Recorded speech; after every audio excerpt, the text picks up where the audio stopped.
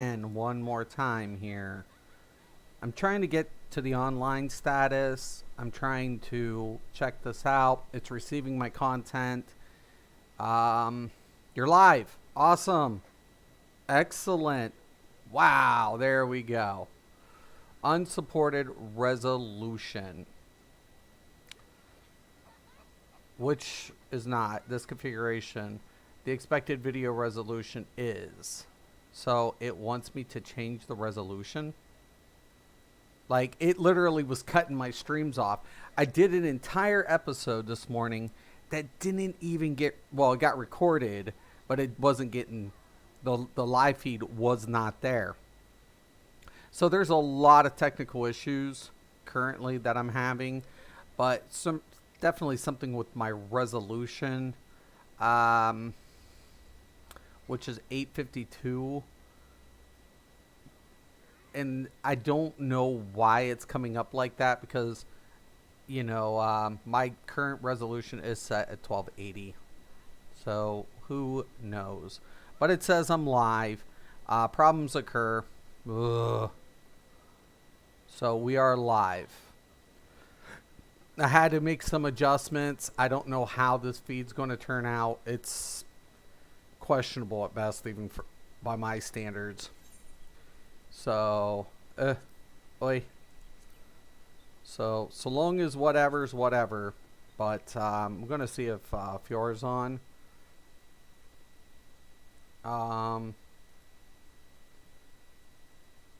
So...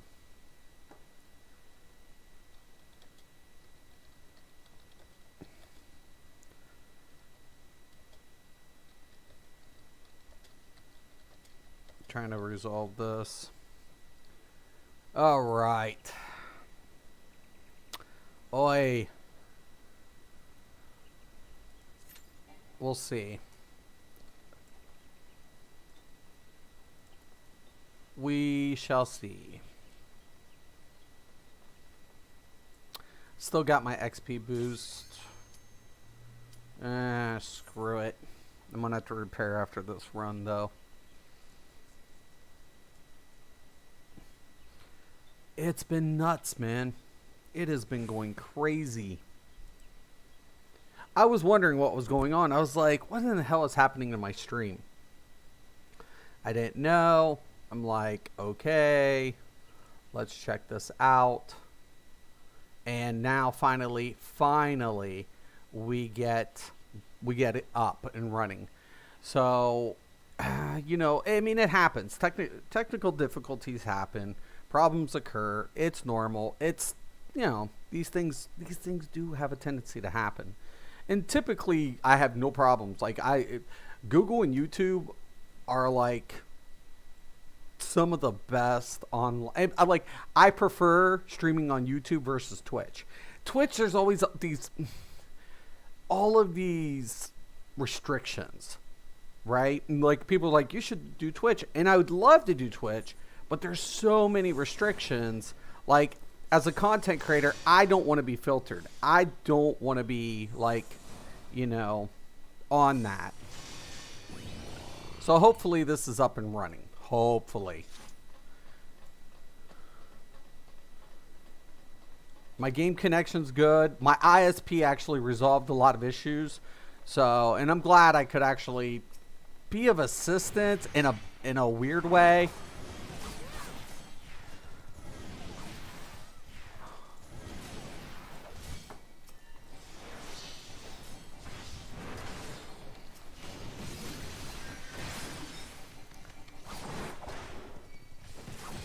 Can you guys do me a favor, doll?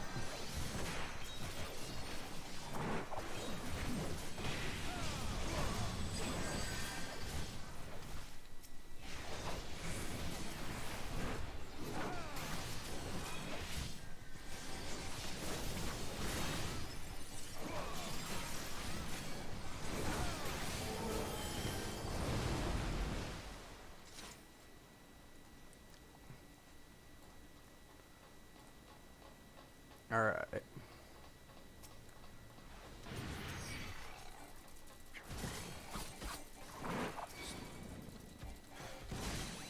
It's like I always have to tell people.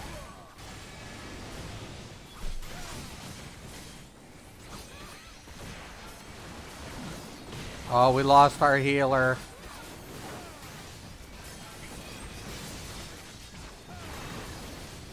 Well, that sucks.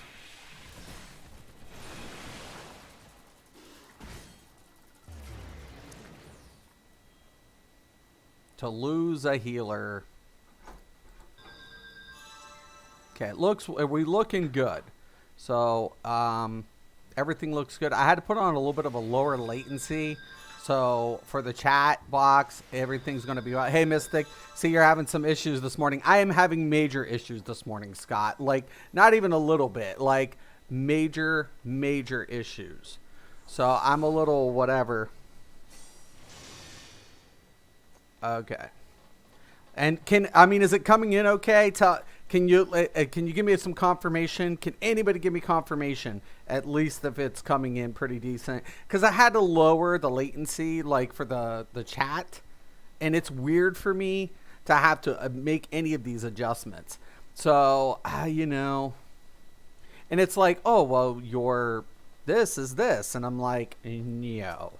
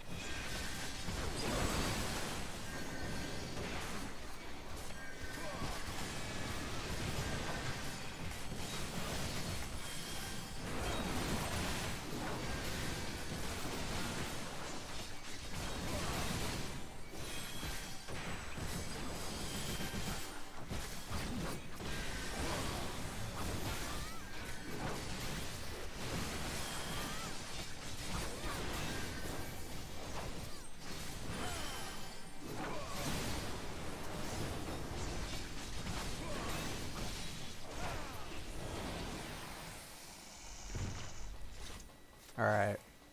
Stream looks good. Good. Good. I was having like, dude, I did a stream this morning and I was like, this sucks.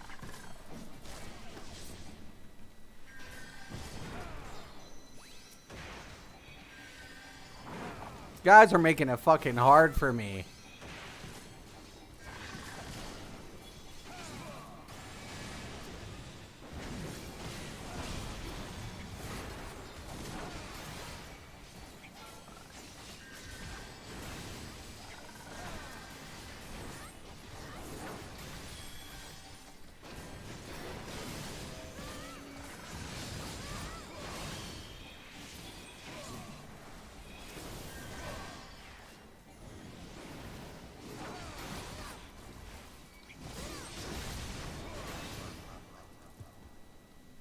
I've got to change that because of muscle memory. Almost 60.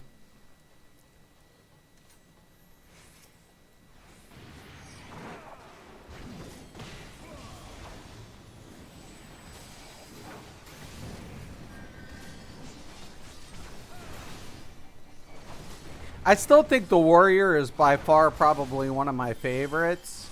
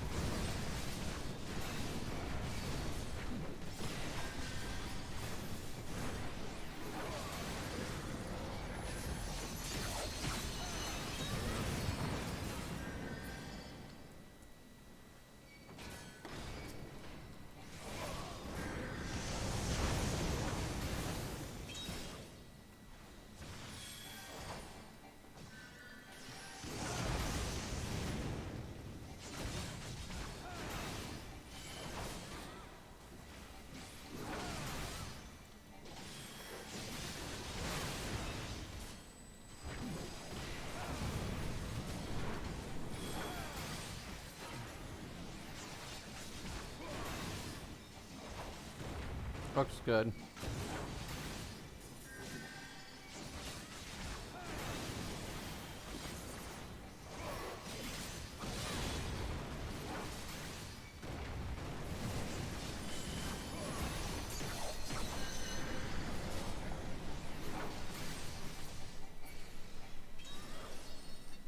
Nothing but faith. Nothing but faith. So we're a few hours away from Square Enix's reveal. Watch a lot of E3 so far. Not too impressed with Xbox so far. I don't think they will be knocking PS4 off top spot.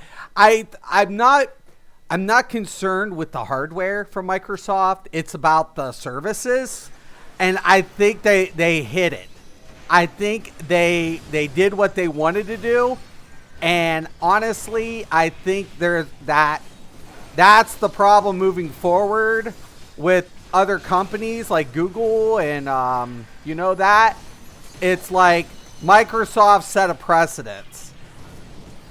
It's like, yeah, the new Xbox will come out, but like the Game Pass coming to PC, really big. Couple that with Xbox Live, so now you have access on both platforms. Then on top of it, xCloud accessibility on mobile devices and stuff. It's like they're not worried about consoles. Like, yes, their console, they did highlight the console, but that's not their objective. And to be honest with you, I think they hit every point what they wanted to do. And it's going to show.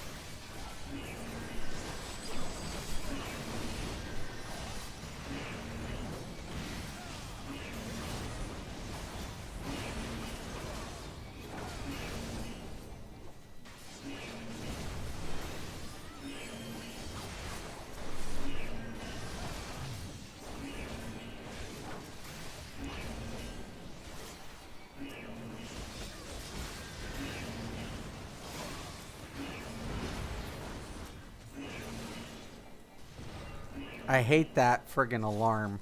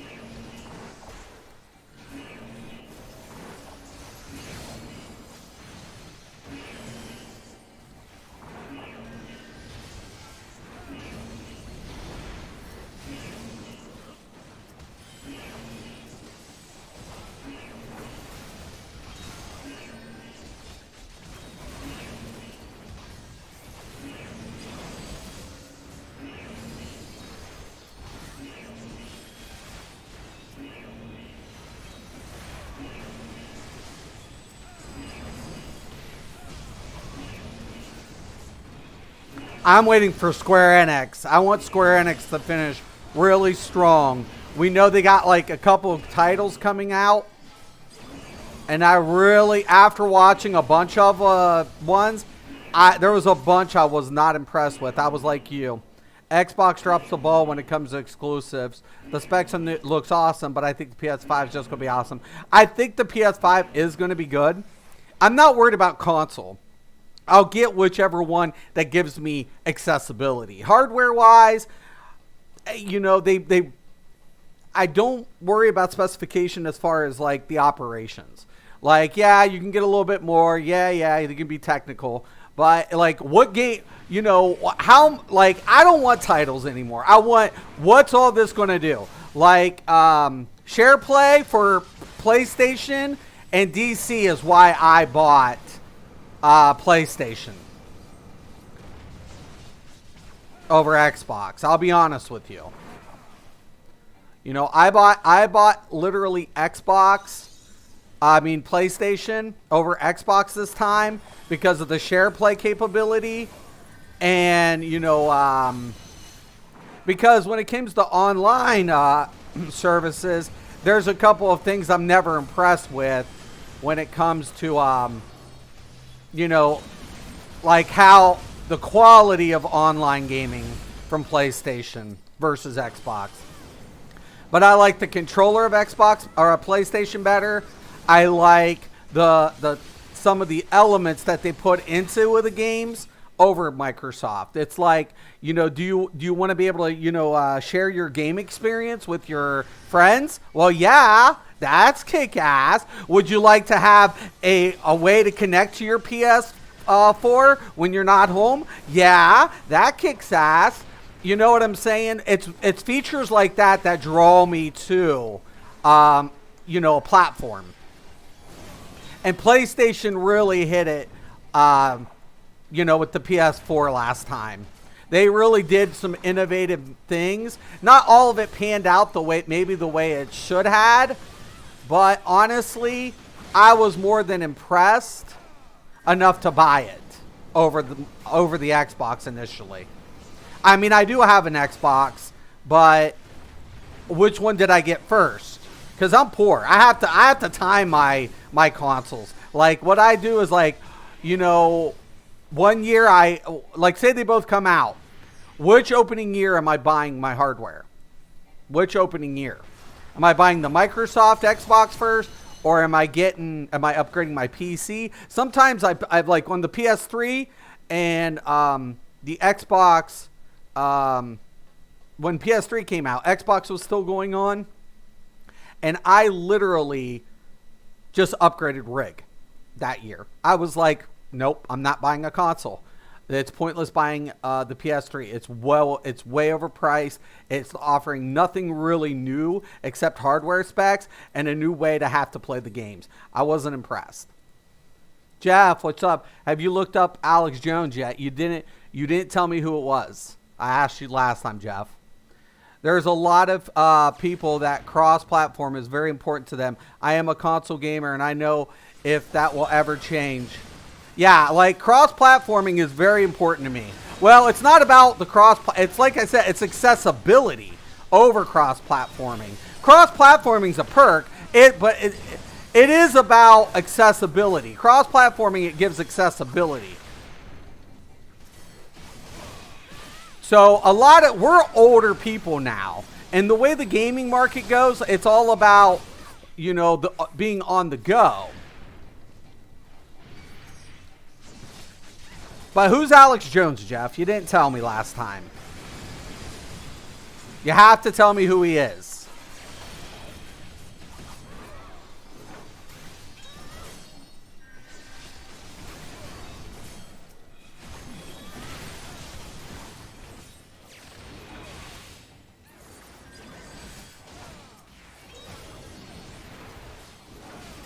If he's a YouTuber, what game does he cover, and why would I appreciate him?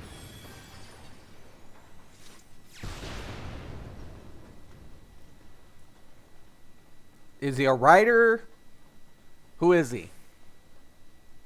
You got to tell me these things. It's not like you can just name drop and pique my interest. It's like you're in a conversation, you have to ask, you know, hey, go check out, you know, this, what's about. Like my friend was telling me about a show, and I'm the type of person, what's the show about?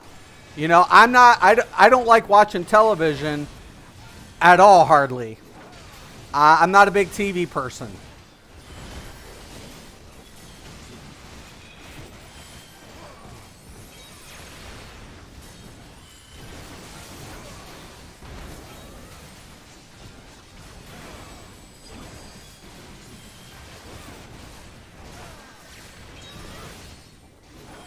Like if you're gonna pique my interest on anything, you've got to tell me what he's about, what he does, what he covers. Is he a talk show host? I don't know. Like people talk about Wendy Williams. I've never seen more than 10 minutes of Wendy Williams anything. I've heard of her name. That's about it.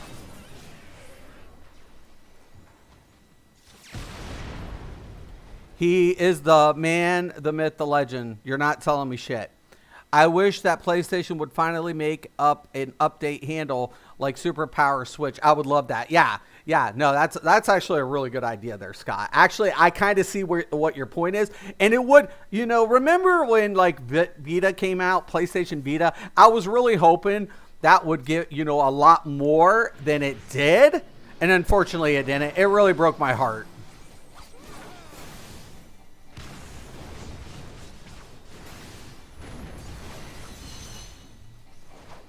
You got to tell me more than he's the man, the myth, the legend. That doesn't tell me anything. I'm the man, the myth, the legend. Well, some people more than just to me. Some people take my gaming advice deadly serious.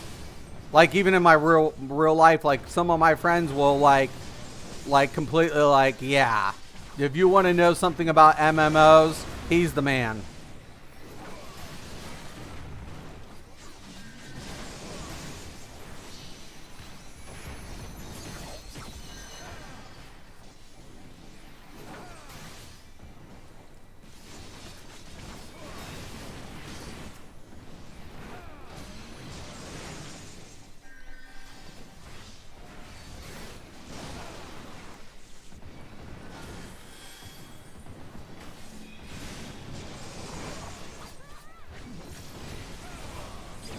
Gonna face it away.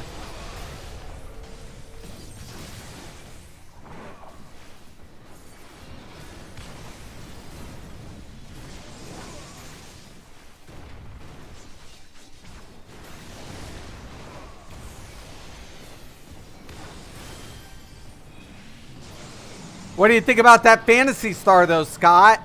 Coming out. That looks beast. I was like, finally.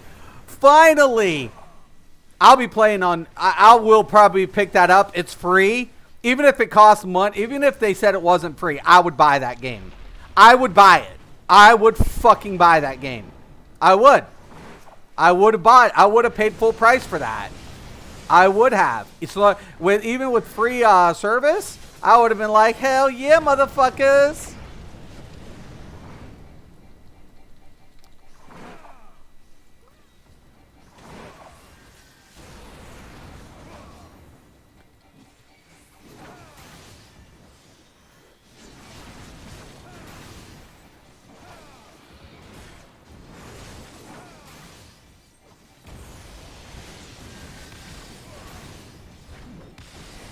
What's going on there, brother? Dude, you scared the shit out of me, Boyor. What's up, dude? So, Nothing much. Have you been watching any of the E3? To be honest, no. I've never watched the E3 before, to be honest. You haven't caught anything? I've seen quite a few things, such as Dark Souls, but it's actually Lord of the Rings. Yeah. That sounds absolutely terrifying, to be honest. You know the Gears 5, the Electric Boogaloo 2 at this point. Yeah, your mic's a little loud. Can you turn it down just a little bit? I didn't know. Sorry. Oh, you're fine. So yeah, it's a brand new thing. So you're good. Gears 5 is coming out, and I think Gears 5 is the only title that I was impressed with Bethesda.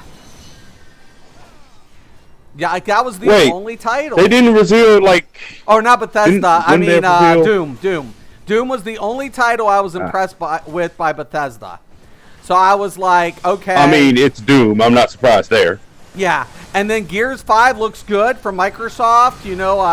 They're being released on release for that. But I don't like the online version of the game. I think the online version's going to do piss poor.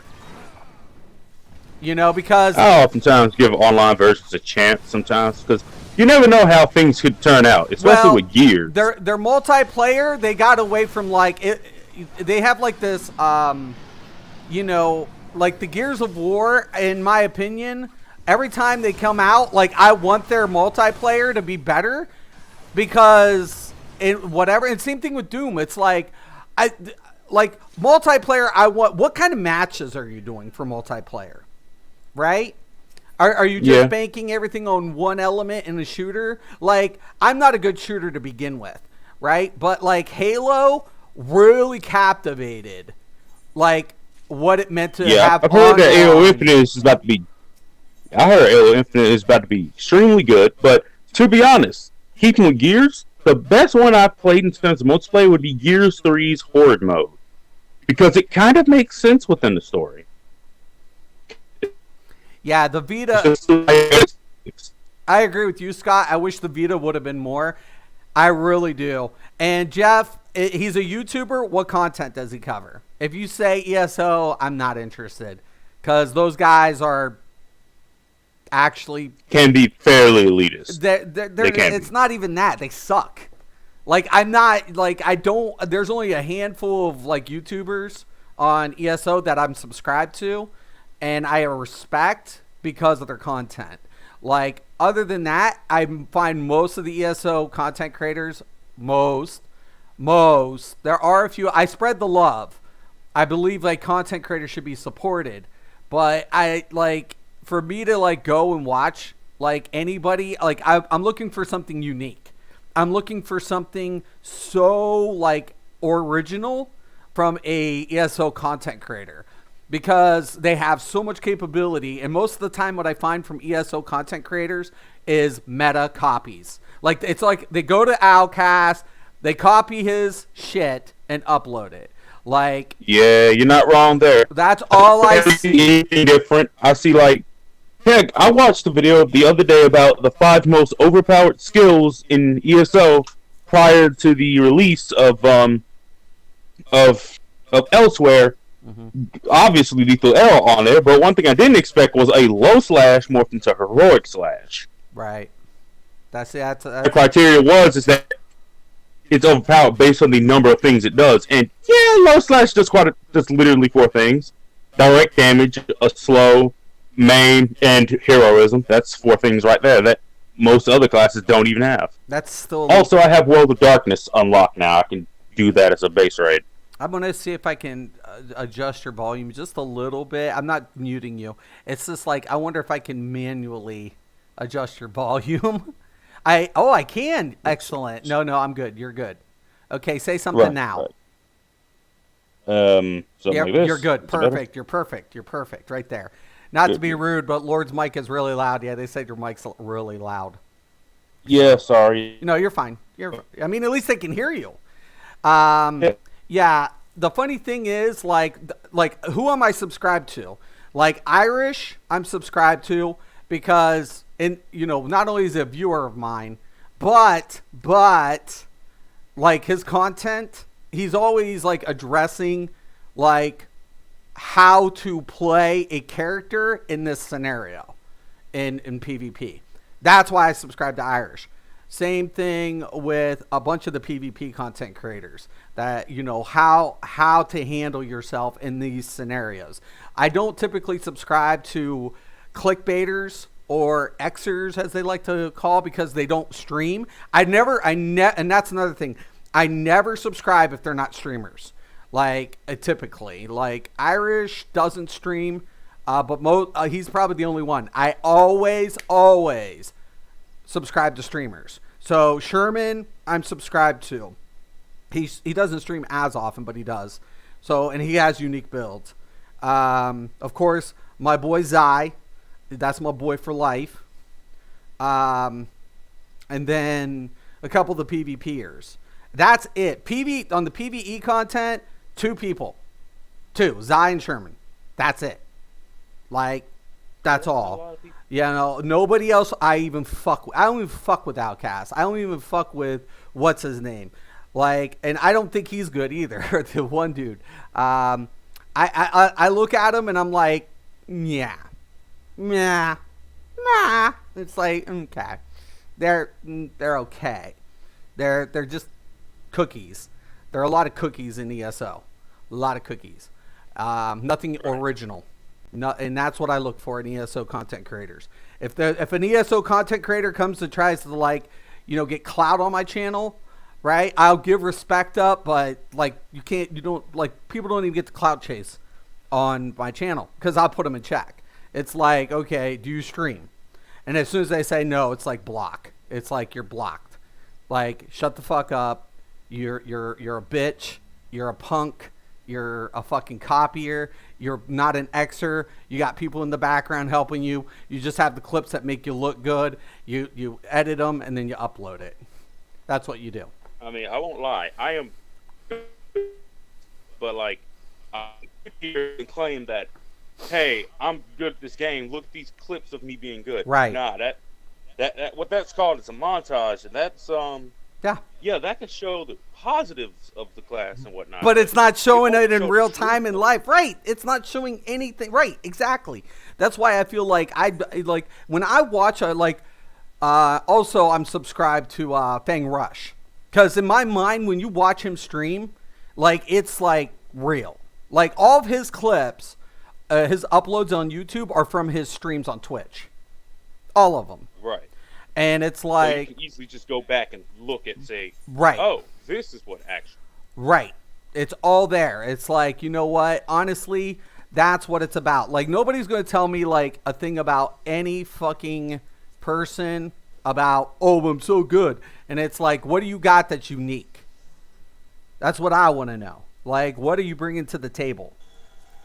You know, what are your builds like? What's your angle? How are you educating, you know, the people? Like, if you want to be a content creator, let's say you want my recommendation, you want me to recommend to my viewers that they go check you out. Okay, why? Why? That's my question. Makes you unique from everyone else. Right. I mean, in terms of necromancy, there's very obviously stuff that is just extremely broken. Have you I'm noticed using Sherman's that as an content's example. changed a lot? He must have been getting so much shit from ESO haters. Fuck those motherfuckers. They're bitches. Jeff, I just said what content does he deliver? We're just talking like what I watch, what I won't watch, who I will subscribe to. So I'm asking you what kind of content is this Jeff on? Or not Jeff, but whoever he is. Yeah, I've noticed that unfortunately he has been getting a lot of, you know, negatives. And I think it's made him, like Sherman's like saying, I'm trying to be respectful. I admire that. I honestly admire that. Yeah, one should always strive to be a little bit respectful, as long as you don't be a dick about it. Yeah, but the thing about it is, what I don't like is these meta players are pretty fucking trash. I mean, they're good, they're skilled. I'm not saying, okay, let me rephrase that. I think they're skilled gamers, but they don't know what the fuck they're talking about half the time. Does that sound better? Like, they could get content done, what they do, they get done. But they're not, they're like, they're clone bitches. It's like, and then half the time I was proving them wrong a long time ago. It's like, man, I really hate you guys. Because now you have to make me work. Now you actually have to make you look bad. Like even Outcast, like before he like banned me on his channel, like I sent him a message and I'm like, dude, I'm about to rip you apart if you don't fucking recant these fucking words. And he did, but he banned me for it. I was like, you know, I get to rip you the fuck apart, dude. I'm like, don't you think for one time you ever got some shit over me? Because you don't. I've been doing this a lot longer than you. I mean, he's skilled. Like, Outcast has got a rotation better than me. Like, I will say that. Like, he like, this dude's recovery in a rotation is sick as fuck. It's the best I see. Like, honestly, I don't think anybody. It's hard when you see how smooth his rotation is. That I admire every day. Like, he can pick up a rotation on any mechanic. You know. I mean, it doesn't even matter what the. Okay, this guy's got some shit. Okay, he's got the other ones. I guess I'm picking up the.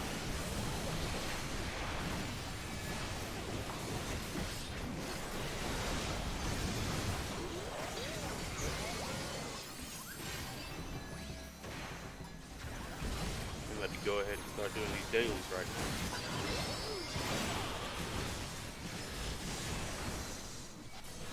now. I'm gonna take this hit.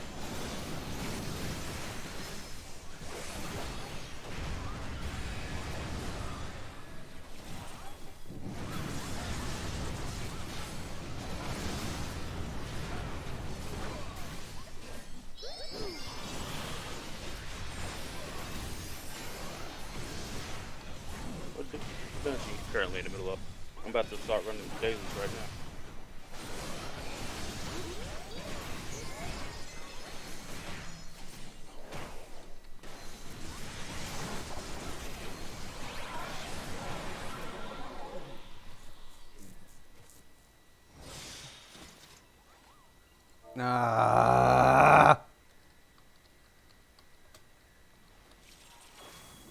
What's happening?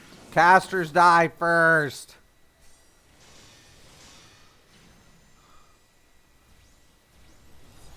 Yeah, that does stop it.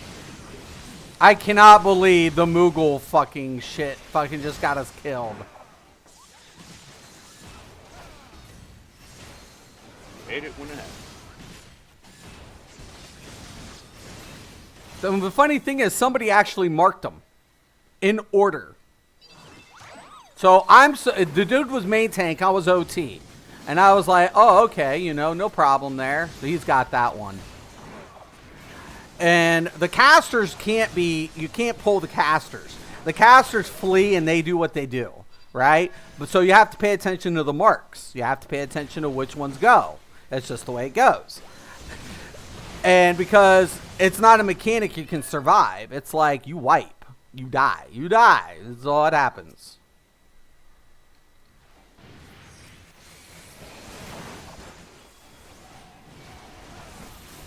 Like right here, I'll pull these two together.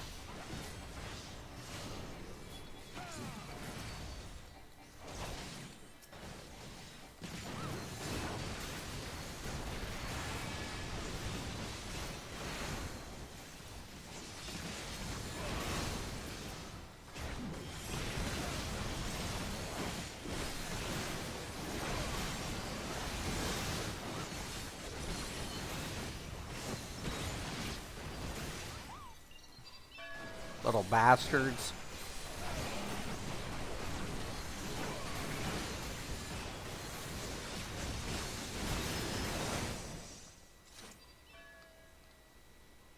Dun, dun, dun, dun, dun, dun, dun, dun. He delivers Alex Jones content. If you can't tell me specifically, I'm not doing shit. The only PvP peer I subscribe to is JD Moonon. I believe he is the best Mag DK on PCNA, and I subscribe to you. Thanks, Scott.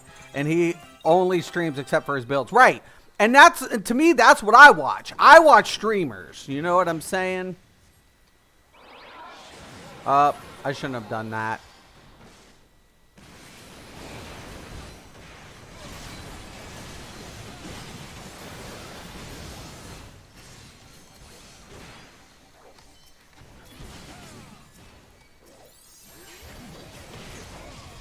Nobody should be on the shit that I'm on.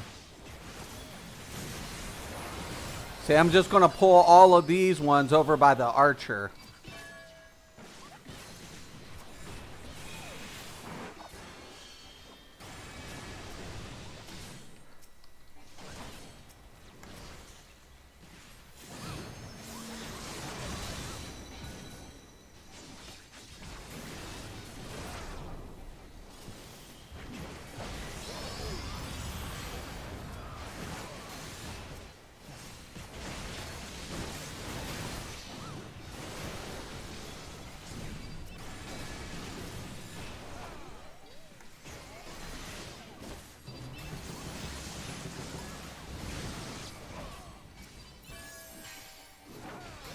Always somebody new that'll fuck some shit up with you.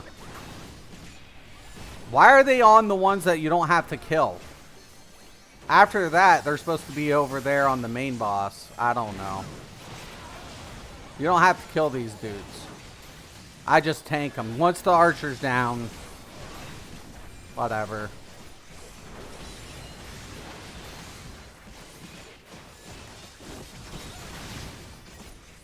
Kill. I gotta wait for the reses. There'll be a 1 or 2 that should res here shortly. Kill the king, kill the king, kill the king, kill the king.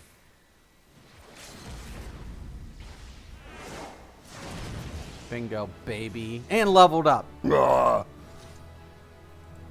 Alright. Giving it up to one of the healers for sure. Which one did? The Moogle Axe. And of course I'm not on my warrior. What? And I got a 10. I ain't getting that. That's not happening. Yeah, like, Jeff, here's what I'm going to tell you, dude. I'm not even going to check him out if you can't even tell me what kind of content he has. It's pointless. It's like you're memeing. It's like the worst trolling if you can't even say what kind of content. Like, even ESO content, you still there for your... Yes, I'm still here. I'm about to start doing the dailies. Oh, are you in game? Are you in Final Fantasy 14? Yes, I am. Okay. Right now. I mean, I did the leveling in the 50. I mean, have you done anything? Have you gotten to 70 yet on any tunes? No, I have not. Okay, sounds good. But I mean, here, let me go to your server, and then I'll meet you. Right. Let me go ahead and. Now, which tank you're a DK? You have a DK tank, right? Yes.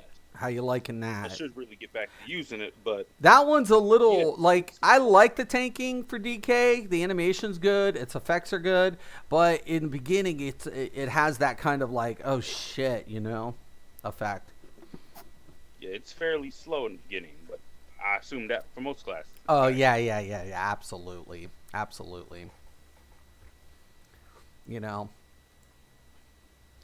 Jeff, can you answer me? Something I have recently heard of was Conqueror's Blade, and apparently it's gone into open beta recently.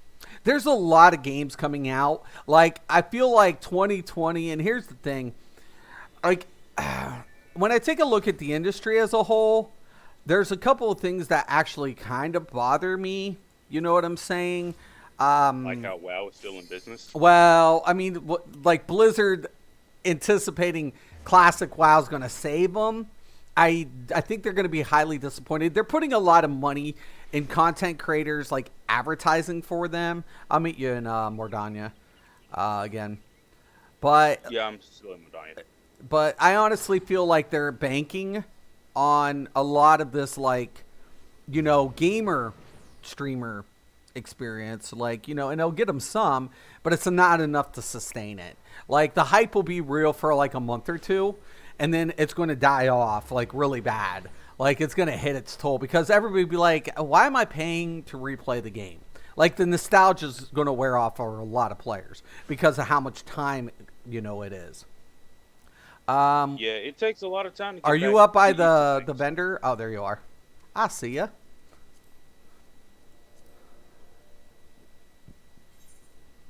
All right, I have not. Okay, yet, I so got to do the leveling one. Are you working your DPS or? Yeah, I'm gonna go ahead and work the DPS. I'm gonna get this one up to 70 first. Okay. All right. So you're on your red mage. Yes. All right. No problemo. So let's get some leveling in. Yeah, I mean, Jeff, are you going to, like, say what he does? What kind of content? I doubt it.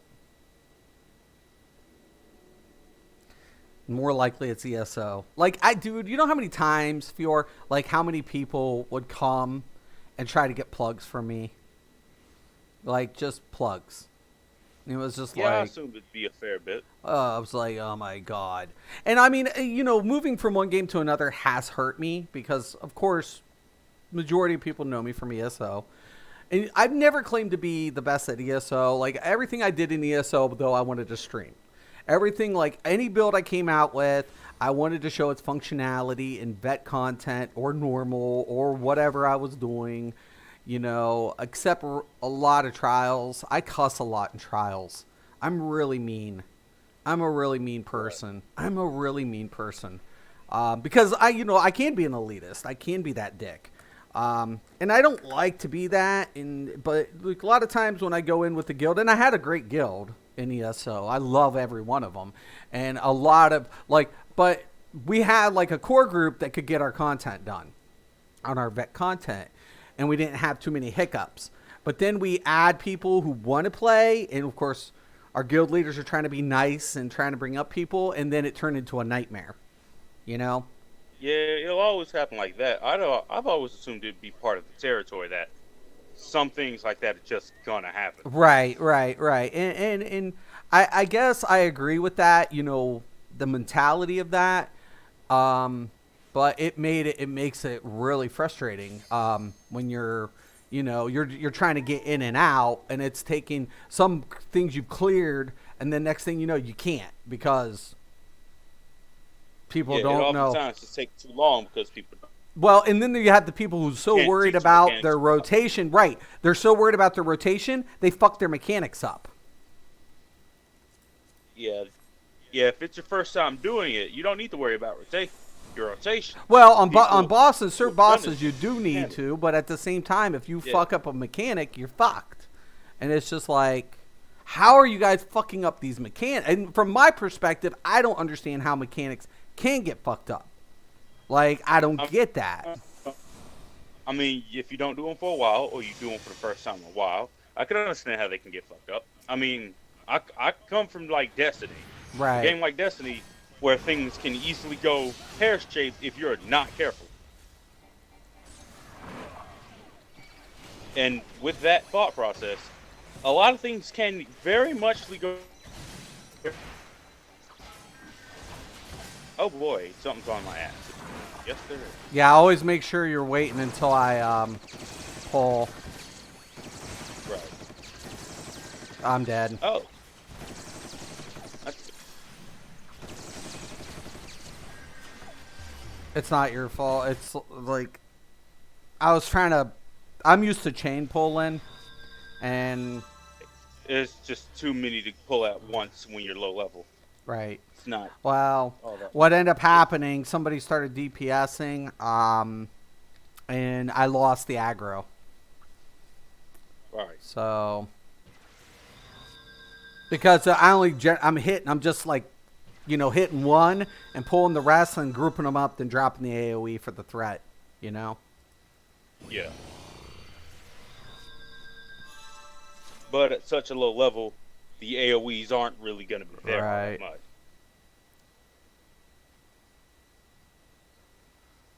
We got this. We just need to take it a little bit slower. Somebody protect. White mage. Protect.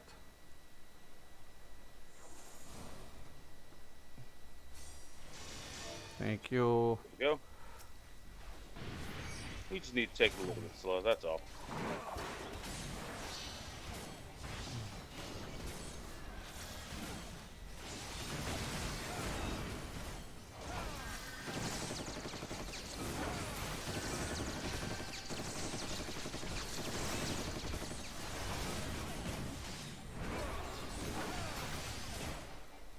I don't think, might have accidentally not had my shield up too on that last time, my stance.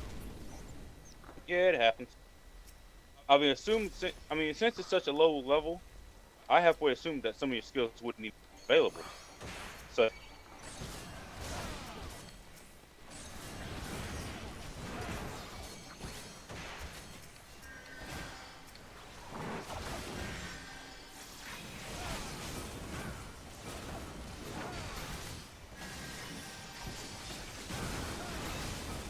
That little fucking lemur fucking throwing shit on me.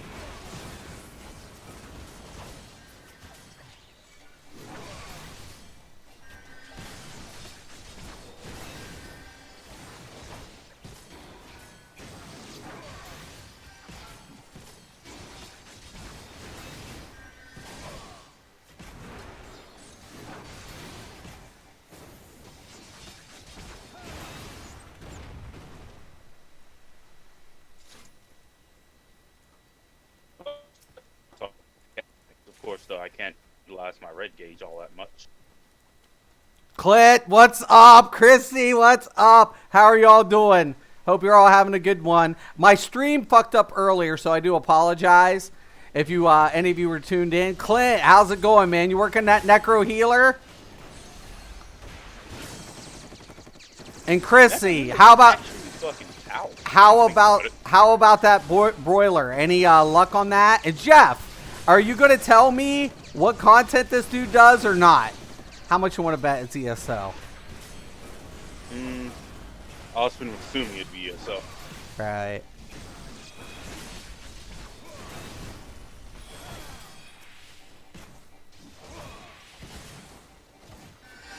And I love how content creators are like, it's like, the funny thing about it is, like, players do, like, if you, can I ask, how'd you come across me, Fior, when you were playing ESO? If you don't mind me asking. Originally, I was looking for a and I'm entire soul with this. Mm-hmm. I was looking for a build that was based around using the ability to tank as well as DPS. Ah, so hybrid up. Got you. Oh boy, I've been gotten everyone's attention. Yeah, it happens. Anytime you pull aggro, just come to me so I can sweep it up. Right. I done got double wood.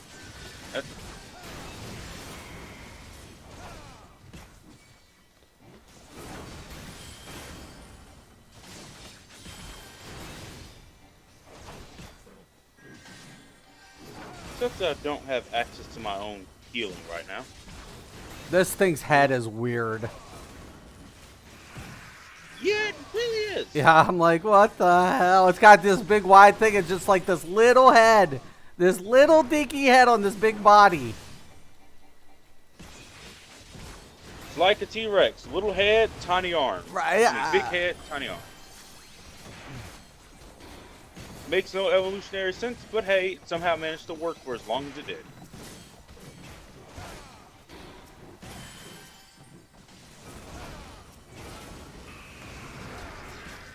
Sometimes I wish Scatter was a little bit higher in potency. Yeah. 100 potency just needs a bit of an increase. Well, the thing about it is you get a multiplier for your gear, right? Right.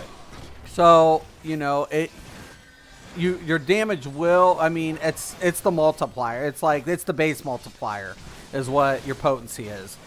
And it's kind of interesting enough because they did increase a couple of like AoE effects, not like the residual or the diminishing effect, but at least from a initial strength level like potency.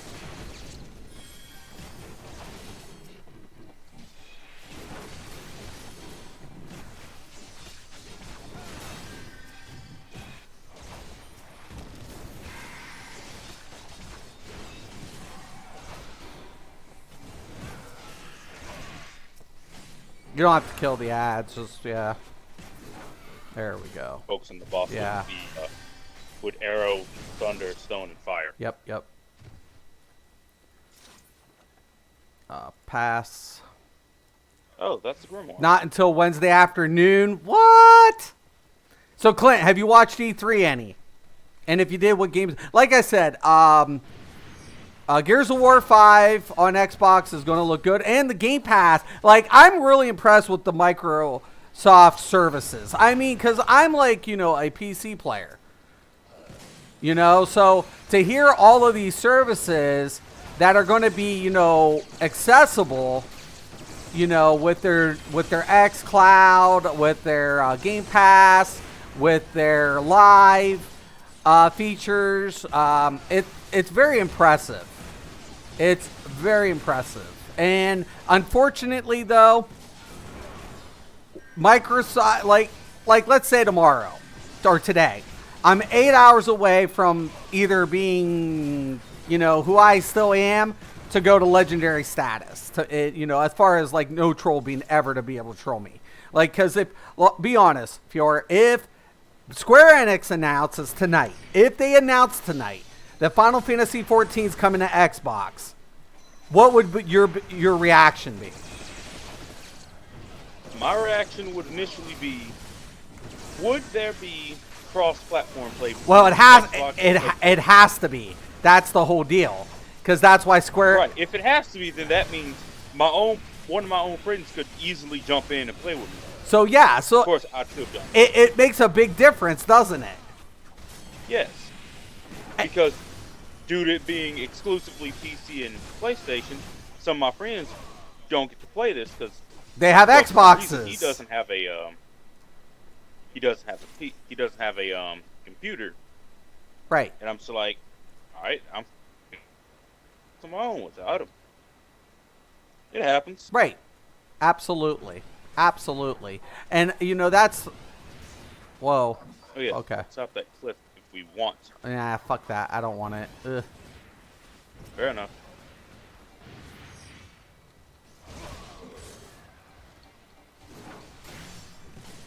All right, let's just drop a rock on his face.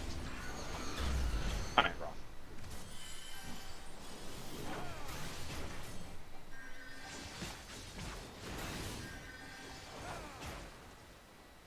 Is that machinist doing anything? Oh, there he goes.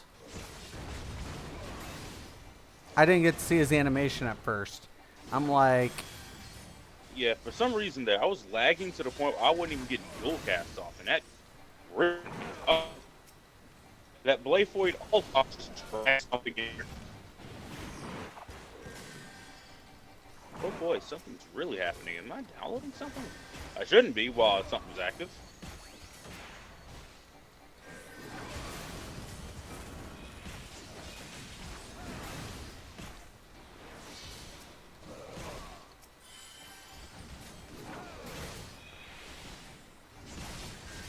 now I did agree with also Irish on this one.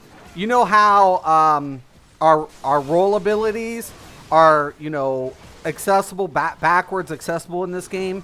So like if we're level 70, Yeah. anything that we get unlocked in roll, we can utilize. But class specifics, it's all limited to that level. I honestly wish it wasn't that way. Like once I unlock it, let me have access to it and just scale it. I feel you.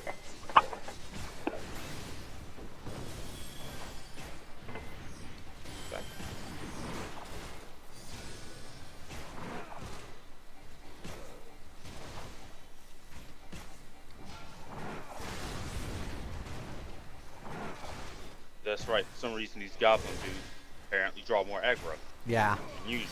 Strange. Granted, that just means that you have an off tank still. Use it. It just means that if you want them to stay alive for the bonuses, you just don't. Hey, what's up, guys? Hey, what's up, man? Nothing What much. up, Mongo? Let me see if I can see. There you are. I'm lagging. I just had to check it. Now I'm lagging. So Hercules, we're a couple hours away. Any predictions for Square Enix E3? Yeah, I actually, okay. I think they might show a little more on the classes, because so the footage that everyone's been seeing it's old footage from like April, so they always say, oh, skills are like subject to change and stuff like that. So I have a feeling we're gonna see maybe a little more on that, and then probably like more UI changes. I think that's gonna be a big one that we'll probably be seeing more on Square Enix. Is probably like the changes for this game, but I know they may talk more about the Final Fantasy VII and their little Avengers project they're doing. Right. Avengers game. Yeah, I know they're gonna be talking more on that one. Probably giving more background to it or how it's gonna work. Like some people think it's gonna be like more of a Destiny-based game, or then others say it's probably gonna be like a more like the Spider-Man game, and maybe that Spider-Man universe shares the same one as the Avengers one coming up. So there's a lot of things coming on with that one. So they're probably gonna explain more. One thing I hope they actually like talk about for Final Fantasy 14 is like that new raid with the collab with The Nor. the Nier. The Nier. I think they're gonna talk more on that. Maybe show like outfits. I hope, but no, I don't know if they would or not. But so like maybe like the gear coming up, or at least a little bit of the area would be cool too. But, You know, the funny thing is, the way I'm going to be taking this, like, we know that Final Fantasy VII Remake is on the table. We know Avengers is, the new Avengers game is going to be there. We know Shadowbringers is going to be there. My question now becomes, what don't we know? Because, you know, Square Enix, as much as they like to give you some candy, they also like to hold some things back, and I think they're really good at this. You know, I think they're gonna hold something back, and like that's what I'm wanting to know. You know, like and I'm really hoping. Like, I'll be honest, with the exception of Doom, I was so disappointed with Bethesda. I was actually hoping to hear like some more information about E6, right? I was we haven't heard anything about it really at all. Well, kind of like, you know, they did get a lot of backlash for opting to keep the creator engine. So my question of it is, why didn't we hear anything about E6? You know, given it's the anniversary of Elder Scrolls Universe, you'd figure they would have at least teased something. You know, and everything else just disappointed me, with the exception of Doom. I think Doom looks amazing. Like, I'll be honest, I'm gonna check that game out. I'm gonna check it out. Absolutely. I think even if they do use Creation Engine. No, if they use Creation, they're fucked. The thing about it is they wanted to do a multi-platform, like, you know, an online, not like Elder Scrolls, but like literally. Yeah, what I've heard of its multiplayer, it's basically like a co-op. Your allies get to literally and use it. Well, the problem. That sounds awful. The problem of it is, like, there's no way that creator engine's gonna, in its current state, is supporting. Like, that's what the problem with Fallout is. Like, Fallout has so many fucking problems. And everybody's like, oh, well, engines are just tools. And I'm like, no, motherfuckers, they resolve code. Like, and, you know, Bethesda's got one of the oldest, engines on the block. Yeah. Yep. You know, and the problem... That is a major issue. They're going to make E6 the online game. Yeah, well, and that's the thing. If they wanted to, there's no way they're going to do it with that engine, because that's the problem with Fallout. In there right now... No, they're not. Yeah. No, I don't think it's going to be a full online. I think it was like they were going to do like a co-op. Like, you need a DPS. Yeah, you need a DPS that bubble right beside you, brother. Handling it. I don't know, because I remember them saying that they're all working on a new engine because they see how Elder Scrolls Online is, and then they said they're going to implement a new engine for like a new game, and I was maybe thinking it would be for E6 or something totally different. Probably totally different. And the thing is, see, you need software engineers to do that. See, there's a difference between, there's like, people are like, oh, well, you have a degree in computer, the bubble's up again. There's a difference. There's a difference between, developers and software engineers. And that's another thing. It's like, yeah, I understand, like, I know the difference. I mean, like, my stepdad was a programmer. He, that's what he did. Like, the person, like, who taught me all this shit. He was he wasn't a developer. He was a programmer, And, the funny thing about it is, like, when I see, like, you need software engineers. There's no way around that shit. Yeah, if you're going to make a new engine, you need people, and depending on how many tool sets you're going to be using, all of these things cost a lot of money, like a lot of money. Software engineers are not cheap.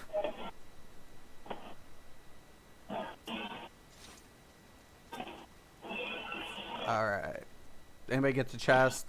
practically. I'm pretty excited to see what they're gonna do. I'm I kind of really. hope I hope it's that better. Avengers game is more than just Avengers. I hope they had like X-Men or someone in there, kind of, sort of. Yeah. Now see Okay, you said it's gonna be like a Huh? Destiny kind of game. what like That, I don't know. E6. There's rumors or whatever. Like people say it might be like Destiny, customize your own character. It's gonna be co-op. And then like others say it's gonna be more like how the Spider-Man game is, open world kind of concept. But you know what? I honestly hope it does have like, you know, where you can play like the campaign with a friend and they can be different heroes. You know, that to me would be That really makes cool. sense because it says Avengers, and Avengers is more than one person, you know. So Absolutely. And and that's the thing. I anticipate this Avenger game, to launch during the holidays this year. yeah, that makes sense. Yeah, I mean, that's what I'm anticipating.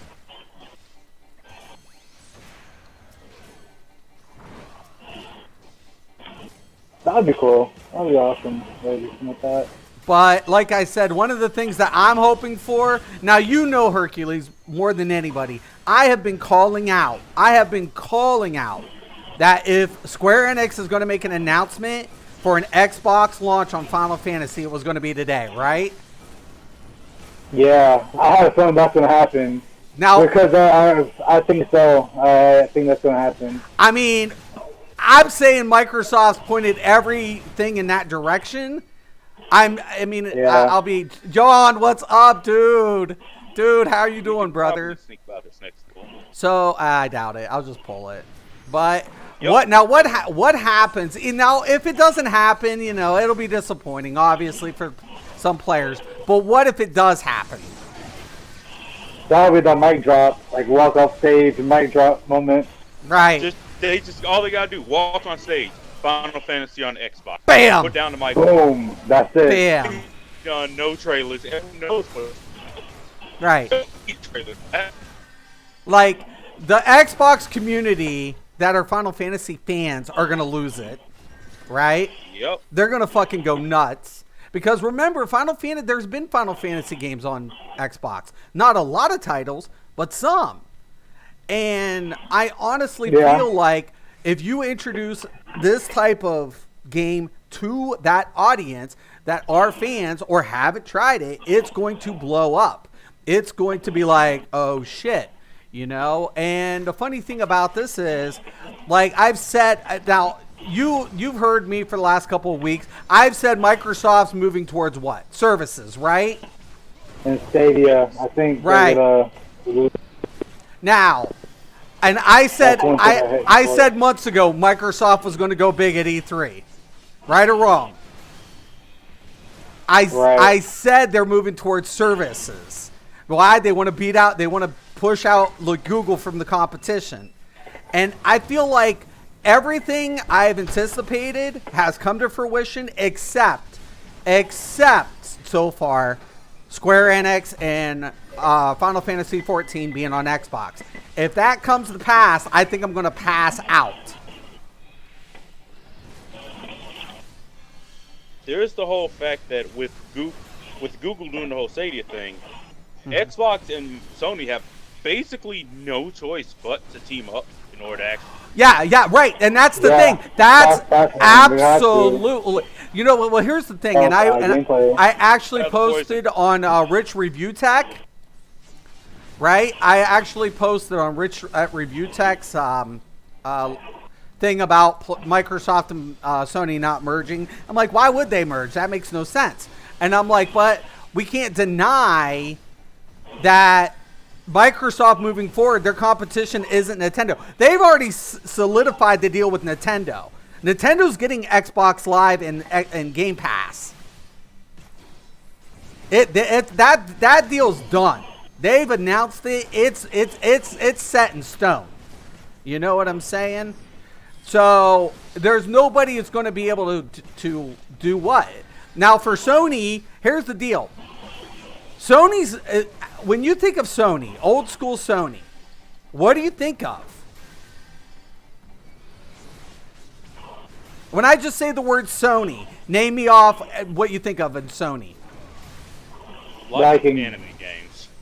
Okay, you said games. Yeah. What'd you say, Hercules?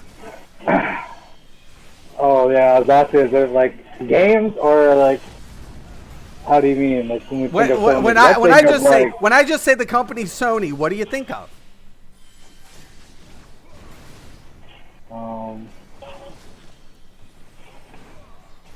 like games, like I don't know. Okay, you know what I think I don't of? understand it. I think Games, I like- think of televisions. I think of the radios, the audio. Oh yeah. I think Yeah, you I think Sony. When I hear Sony, I think of equipment, hardware. I'm not thinking just console. I'm thinking everything that Sony does is technical, so has technical application to it. You know, Yeah. right or wrong. Yeah, that's true. And when I say the word Microsoft, what do you think Computers. of? Okay, what about computers? Windows. Windows. Okay. Software. spreadsheet, So you just hit it. Excel. Software, those Excel. It's services. So they have service software. Right or wrong? stuff. Right. So prior to Microsoft making the Xbox, what made it renowned was software. What made Sony renowned was hardware. Right? Right. Neither of these companies initially were in the video gaming industry, is my point, right? But see, so the way Microsoft has to incorporate this, they buy companies that develop software and stuff. When you see Microsoft purchasing game studios. Why? Because they're developing the software. You don't see them taking over companies developing hardware. You know what I'm saying? They're like, let that company do that. Let us do what we do. You know? And later down the road, when consoles become eventually obsolete, because we have multiple devices in which you can access these games, what's Microsoft's best bet? To continue developing hardware? No, it's going to be about the software, the updated software, and the services associated. Not bad. It's good. It's good to hear, John. That's the way I'm seeing it. So I'm seeing it now. And when I see it from a spreadsheet, and when I take a look at their portfolio, which is accessible, you see the trend that Microsoft is displaying, and especially with E3's announcement, it's like everything's going into services. They really stress about accessibility, and taking your gaming experience with you and reaching out to the gamers. Matter of fact, Project Scarlet got less time than the emphasis on Game Pass and xCloud. So their new console saw less time than every other feature that Microsoft threw at you yesterday. Don't you find that odd? Yeah, that's fairly strange. If their console's the next big thing, why isn't that their biggest, display? Something that really they're pouring over. Because rumor has it they're going to have multiple versions of Scarlet for different, you know what I'm saying? Different, pieces. But they didn't emphasize any of that. They just went over the hardware specs. Because in the end, everything's pushing what? Their software, their services. Today starts the day that Game Pass is available on PC. Today you can try Game Pass out for $1 on PC. Today you will be able to access not only Game Pass on PC, but you can access your account either on your PC or on your Xbox at no additional charge. You see where I'm going with it? Like, their service model is their future. So does Sony really threaten that with them? No, because Sony needs what? Their weakest part is the software in the data centers. And now with Azure and them securing Nintendo, to provide the service for Nintendo, and now, the Azure for Sony, this really, once again, reintegrates their service model and letting Sony in the future handle, well, guess what, the devices to let Sony do what they do and provide the devices for the consumers. So, like, Microsoft later on is going to be like, well, we're not creating phones. We tried to create Windows Phone. It backfired in our face. You guys remember the Windows Phone? Kind of. Not their. That was not their strongest. No, Not by absolutely Microsoft. not. Right. You never heard of the Windows Phone, Hercules? Probably not, because it didn't do so good. So, No, not really. Not much. I'll probably Google it later. yeah, just Google it up. They had a Windows phone. And guess what? Microsoft bailed on that project because hardware's not their strong suit. It's just not. It's just, it's okay. I mean, you think about it. You take a look at Xbox and PlayStation. Who sold the most units, Sony or Microsoft? Sony. Sony buried Microsoft. Microsoft's making money, but where is it making its money from? Its services attached to the Xbox model. Yeah, that's true. Yep. And these are the things that you have to take a look at it from a business. See, now I went to school for all this stuff. Like, I'm a college dropout, but these are the things that I studied. Like, I wanted to be a broker. Well, I did have my broker's license, but I wasn't a broker. My title was equity specialist. That's what I was. But I could do anything in stocks, mutual funds, bonds. I could do insurance. I had but PNC. My PNC, my life. All of these different associated, but I had to study market, right? Because how the stock market affects the S&P, how the Dow affects S&P, the associated investment products that, I offered my customers. So how you have to adapt the trend and how you have to read the market's very important. And also developing, the portfolios. So understanding how to read a portfolio, how to develop a portfolio from an individual to a business portfolio. And these are the things like I attended and I was really versed in. And when I take a look at Microsoft, I'm like, this is the direction that Microsoft's going to sustain. This is where their strongest points are. This is why they do so well. They can afford to take a loss over here because they're doing so well in these other, it's good because they're not putting their eggs in one basket. They can afford to take some loss over here, a little loss over there, as long as they have a substantial gain in their main product market, which is software and operation systems. So, and operation systems can go anywhere from hardware to software, but once again, it provides a service business model to extend to the other businesses or consumers. So, and when I take a look at Sony's weakest parts has always been what? Data security. How many times have you heard PSN getting hacked and shut down? Way too often. Way too fucking often. Heck, I still remember when I first got an Xbox 360, the entire service of Xbox 360 was hacked and down for like the longest. Yeah. Very dumb. Dude. Wow. I'm going to switch to my I remember that one. Yeah, dude, seriously. There was just so many things that, you associate all of this and you're like, what are you going to do, I got to put on my guild buff here real quick. John, it's so good that you stopped in, brother. And also Clint and Chrissy. Thank you, everybody. I'm looking forward to the Square Enix, right? I'm looking forward to it. I once again, is there a chance that... Now, here's the thing. If we don't hear an announcement by Yoshi P about this merger or this, arrangement, then we can safely assume that Final Fantasy XIV is not coming out for Xbox. We can say that with almost complete certainty. Not to say that the doors are shut, that they couldn't, come to an agreement, because once again, we have to take a look and remember that this game is a cross-platform game.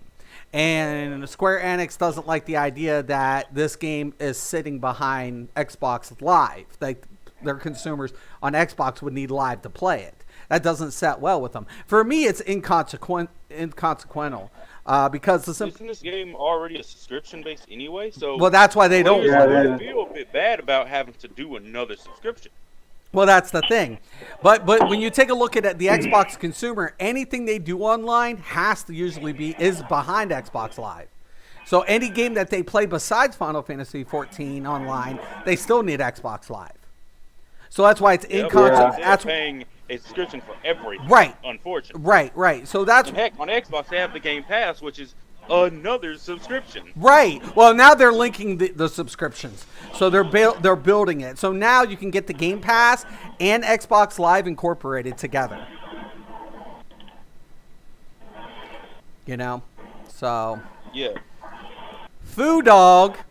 No way.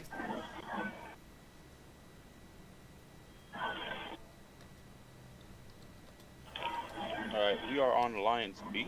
I know a Foo Dog. That is not real. That is not my Foo Dog.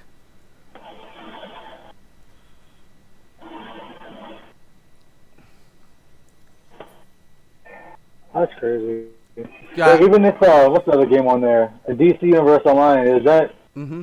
for Xbox? You have to pay your separate subscription for that one too. Yeah. Yeah. Wow. I think so. You have to pay two? I think. I'm not sure, but Neverwinter's that way. Oh man. Then yeah, that it is. I can see why a lot of people come to PS. Be honest. Yeah. Yeah.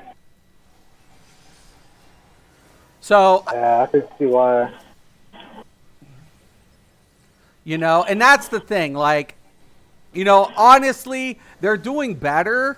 So I will say that, you know what I'm like, Microsoft is getting a better idea. But here's the thing. When you take a look at Stadia and Game Pass and xCloud, I honestly think Microsoft's price point's better than Google's. Given how much content you're getting and for the price point, it's spot on.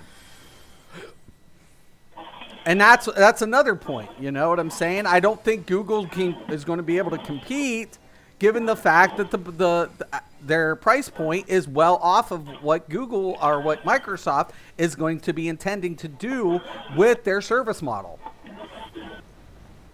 You know, it makes it even worse since Stadia is going to have the support of Destiny behind them. And the funny part is, I'm part of that Destiny community, and everyone in that community is all for it because it offers cross-platform play. Right. Something that all of Destiny. Well, one and of but that's another thing with the xCloud service. When xCloud comes out, it's still going to have the same service. It's going to match Google and surpass it because of how many platforms it's going to initially be on. Let's be real about this. When you fire up your PlayStation, are you going to see Stadia on it? No. Most likely not. No, absolutely. No. Now, when you fire up your Nintendo Switch, are you going to see xCloud on Switch? Probably not. I know you will because it's already been done. They already made the deal. Really? Yeah. Oh, well then. Wow. It's a prospect. Right. Usually, Now that's crazy. Do you see what I'm saying? So Google is Yeah. kind of fucked. Yeah, they are. So yeah, you will see xCloud. You will see xCloud on PlayStation. Guess what PlayStation's #1 loss is? Their streaming service. It's the worst. Have you tried their View and stuff? have you tried their online their Game Pass? PlayStation's Game Pass? Is it the one with the older games or whatever that's on there? Yeah. Yeah, I tried that before. Have you- It's hard to play. It's like so really goddamn laggy. It sucks, lagging. right? Yeah, even if you're not on, you're not playing like an online game. If you're like doing like some kind of single player game, it's still gonna lag, and it's honestly hard to play. It's really hard to play anything on there. Yeah, and this is the point that I'm making because guess who they made a deal with to utilize their servers? Microsoft. Wow. that Yeah, Microsoft is just proactively making all these deals, but there's one thing I don't like about it. Sometimes these deals can. oh yeah, for sure.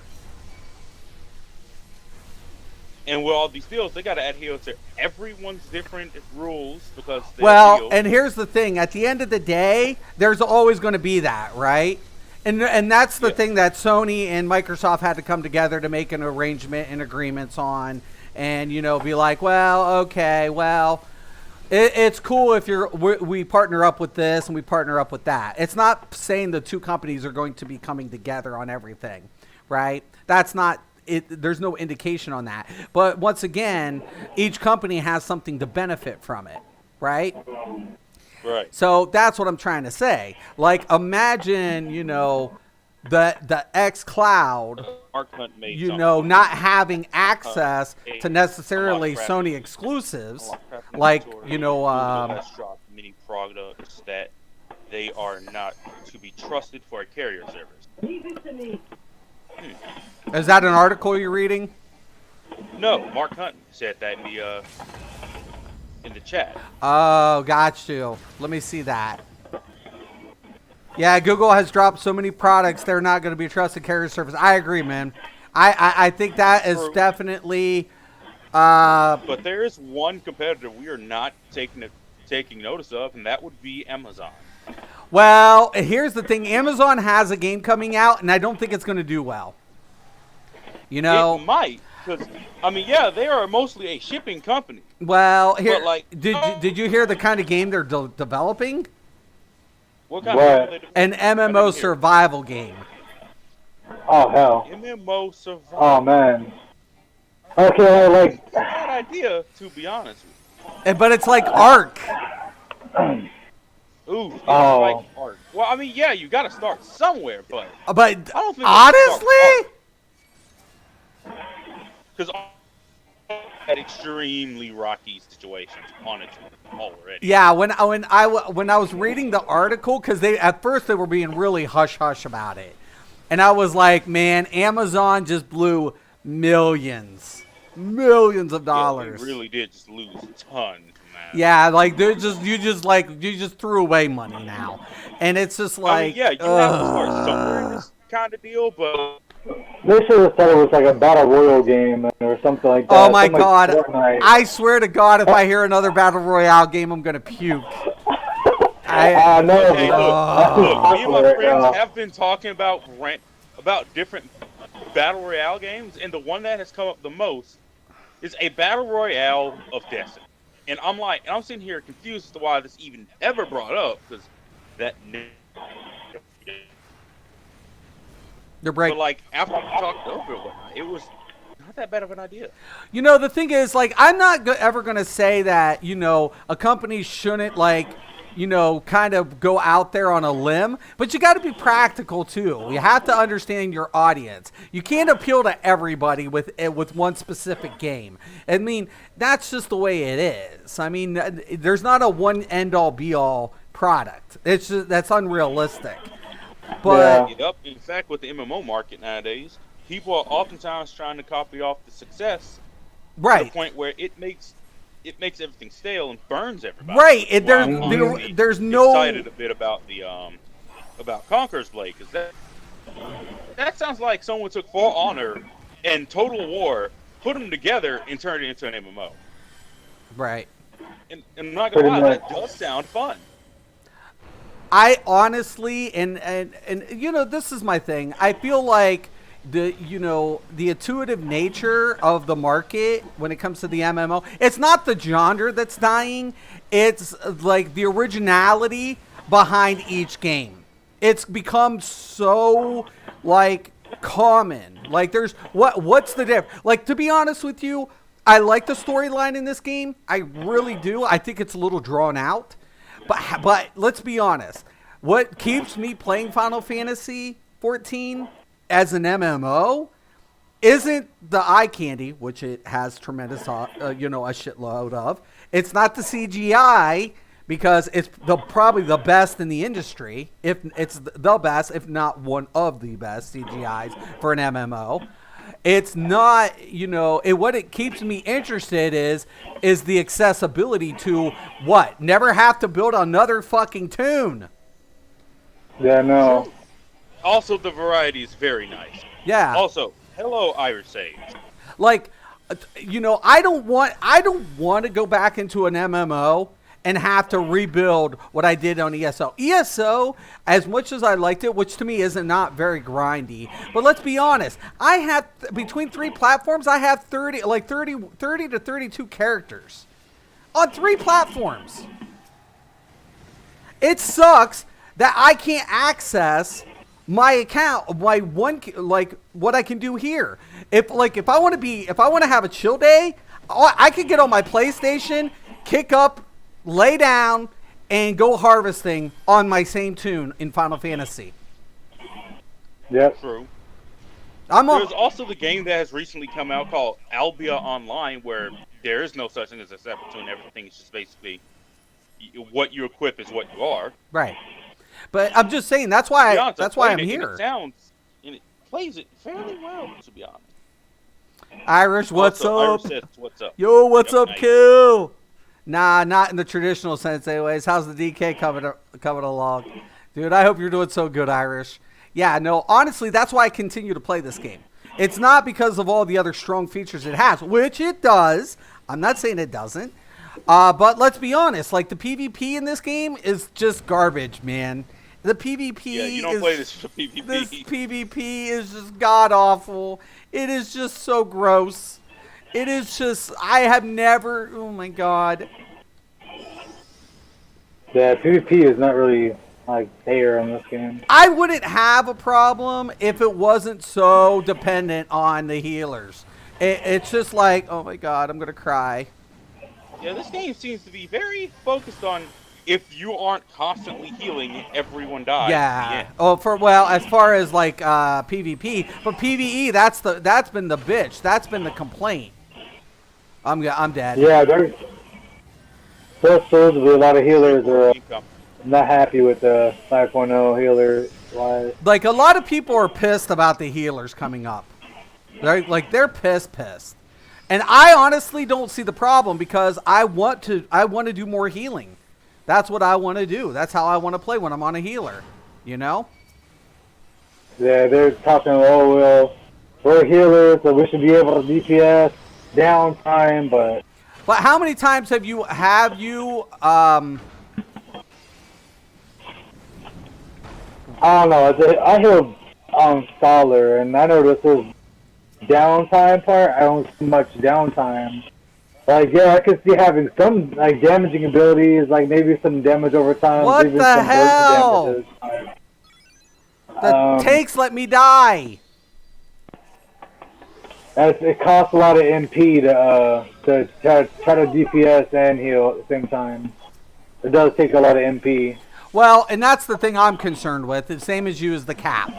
Okay, so I'm a little worried. I'm apprehensive about the cap. The 10-5. I agree with you. Like, I'm a little apprehensive about that. I'm not gonna. There's no easy way around that, right? We have no off tank doing their job.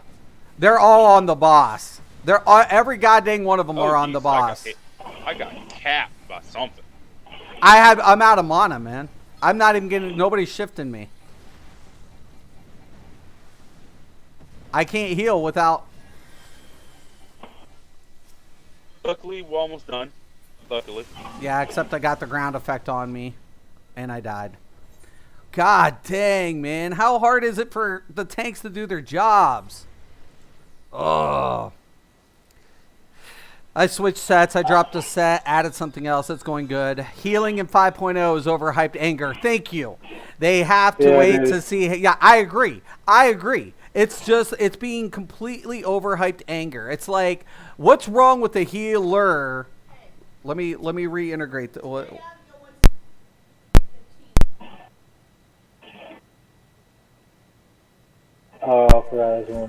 Like, here's my question. What's wrong with the healer healing? What's wrong with that? So let's see. Nothing. Irish Mate says white mage healing is gonna be stupid. LOL, especially in PvP. Yeah, yeah. Well, That's gonna be OP.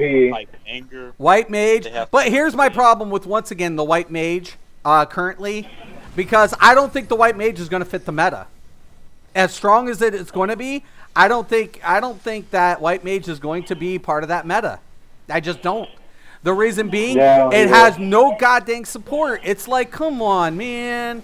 You did some really cool stuff with it. I agree, but can we at least, like, give it a support element to it?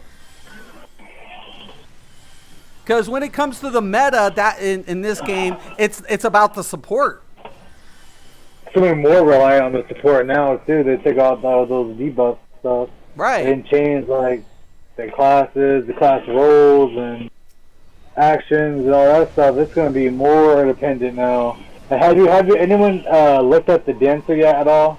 No, Mark's going main dancer. I have looked at a couple of things. I haven't got to see all of the like lower end skills, like the 60 level skills, or how, like, whatever. But I did see a lot of like the partner, like what it does, how its role function. The partner buff is ridiculous. The DPS buff is just insane. And I think dancer is definitely going to be the meta. We know that's a given. No doubt. That's a given. I'm starting to see Bard is maybe Bard. And there too with probably Ninja. And then the other one is going to be a toss-up. I was trying maybe Summer might be the meta too. I think it's going to be a triple range kind of thing. I actually look for Monk and Machinist to kind of like, start filling maybe some roles that it didn't before. You know what I'm saying? But is it gonna like come out against the like the black mage meta? Yeah, that's gonna be hard.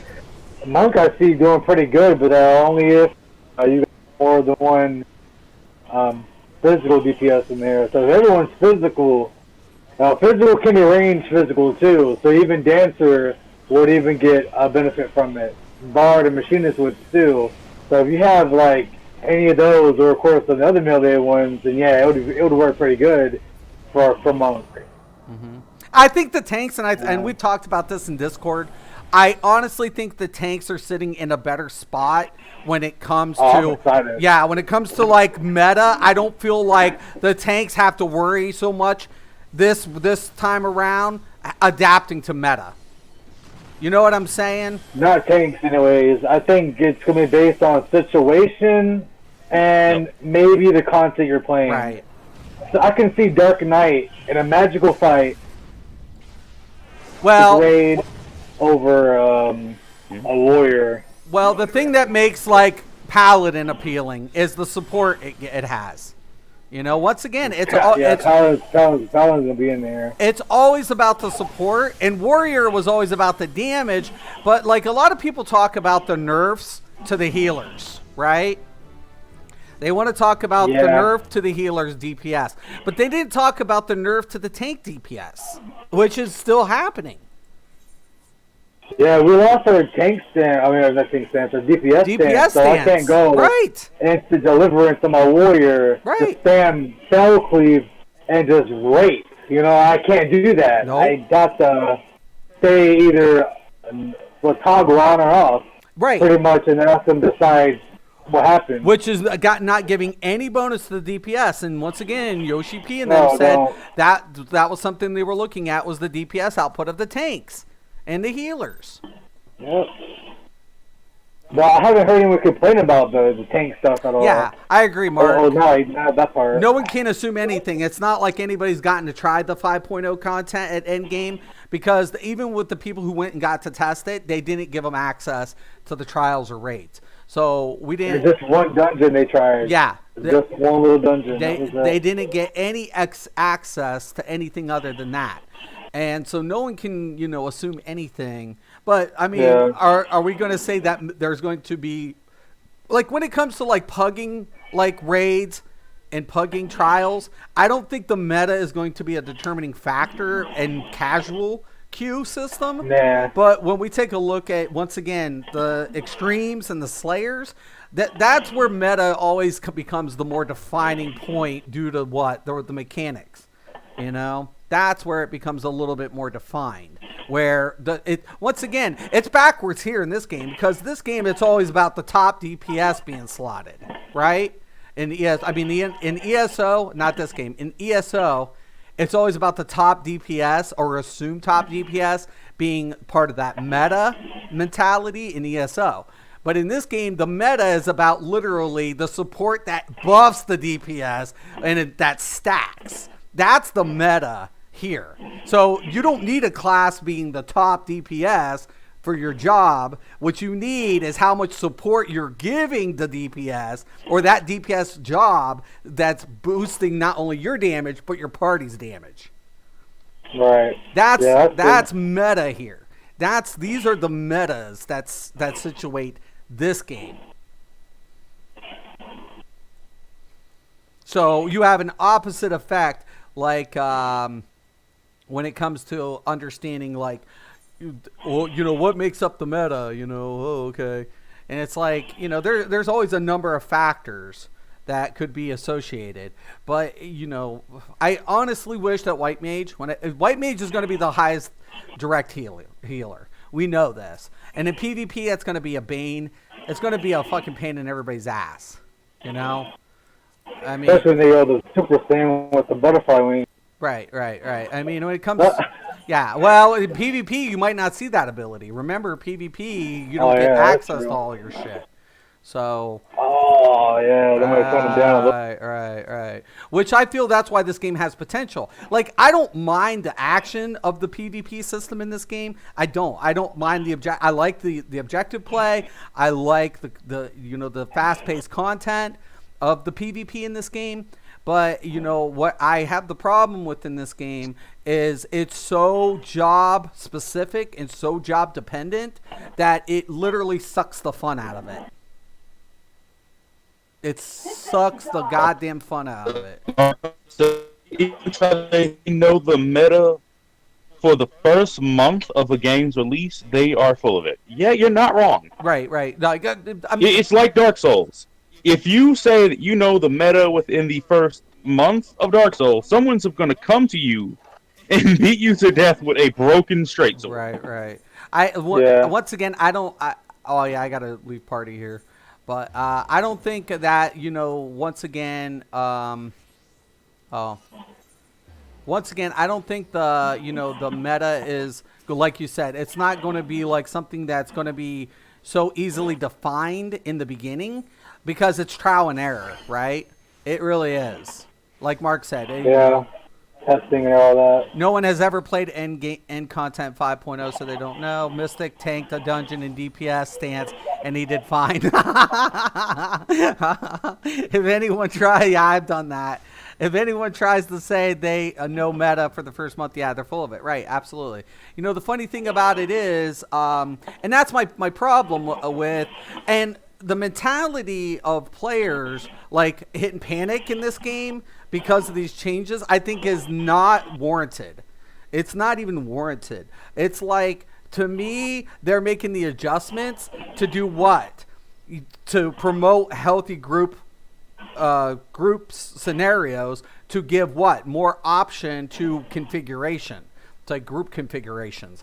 And to me, that puts like the jobs that we typically wouldn't associate with meta in potential position for slotting. But once again, at the end of the day, people are going to determine which job's more effective due to the content. Like, let's say we get into the new raid. We get into Apocalypse, right? Or Eden. Eden's going to be the first new raid. So let's say we get into Eden, right? And we're doing the content, and we can't use AST and Scholar format. Because we're taking too much damage. The tank's taking so much damage, we need a heavy healer. So who gets? And that's the White Mage comes in. That's where the White Mage meta fits. You know, in that context. You see what I'm saying? But let's say we go to a trial, the new trial. and it doesn't hit so hard, but we have a lot more AoE mechanics. And what are we going to see? Are we going to see the white mage? No, we're going to see the scholar due to shieldings and stuff, ground shields and shit. You know? Wait, Irish, what the heck do you mean? Wait, what the hell do you mean the forum's been is having healers told that they need to DPS? Who? We have some weird people in the forums now. Oh, no, you have, if you've seen the forums, healers are told that, yeah. No, but that's what they are told in this game. No, Irish is right. In this game, they're literally told, like, if you're going to be a Slayer or extreme healer player, you have to DPS. But the problem of it is they're the lowest on the parse. Like, nobody talks about the parse. Like, I've been tempted to download the parser myself, but I'm a streamer, so I refrain from it because it's not.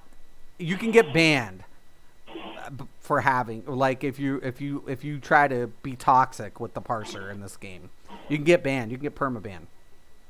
So yeah, there's no reason to be toxic about stats when it comes to a healer or tank doing not their role. Their focus is to keep you alive. Right. So, but that's what healer's for. But when we talk about the parse and let's, I mean, even though we're not gonna like really emphasize on the parse. I'm not trying to go in that direction. But when we look at statistical elements that's associated to the parser, and that means it's not isolated, we can see everybody's DPS output. Who's the lowest DPS output on the parser? It's always gonna be the healer. It's always the fucking healer, and that doesn't change here. So it's like, why are you guys overemphasizing? And this is the thing, Yoshi said that the heals wasn't even a determining factor on the DPS checks. Yeah. So that's true. If it's not even a determining factor on DPS checks, why are you guys overemphasizing it? And when I get into a raid, I mean, I'm talking Pug or even Extreme. I mean, Extreme, it's even more frustrating. But like, let's literally say we go and we're in a raid or we're in a trial. Either way. And how many times will you see, even in casuals, you die to a healer DPSing and not healing, focusing heals? A few times, yes. Right. But then again, oftentimes I'd say that it's more worthwhile to heal the tank up before you heal up the DPS. The DPS is not supposed to tank all that much damage. Yeah. Iris says, how many dungeons have you run where the healer run out of DPSing? Yeah, because they're not managing their resources right. And I feel like everything that Square Enix and the development team has done is in response to this. Like, why are we receiving a cap? You know, an MP cap. I mean, they could have taken TP away, but why did we get a cap? Why? Because so people have to pay attention to resource management, especially healers now. They can't spam DPS because if they do, they won't be able to heal. Why did they take away Protect? To get rid of the 3% defense boost so healers have to heal more frequently. You see what I'm saying? Like, they're saying, okay, we made it easy for the healers in the beginning, but since you guys are so bored and you want to DPS, we're going to take away your little crutches, and let's see how you do now. Right or wrong? Basically, it's like the current Destiny patch. They abused something they decided to abuse something that had no reason to be abused, so they're just going to take it away. Right. The example I'm making is with a weapon in the game. Oh yeah, I know what your Ace of Spades. Are you talking about the Ace of Spades? Whisper of the Worm, heavy exotic sniper rifle. Before the Season of Opulence started, it had infinite ammo and could do theoretically infinite damage as long as you're hitting headshots. Right. People basically abuse the mess out of it constantly. And obviously, from a development standpoint, you can't just design every encounter around someone having infinite ammo. So you have to take it away. The community got an extreme storm. You're breaking up. And said, sorry. You're fine. Pretty much all Bungie did was double down on the decision of nerfing it, saying that we can't just keep designing encounters to be able for you to have infinite ammo.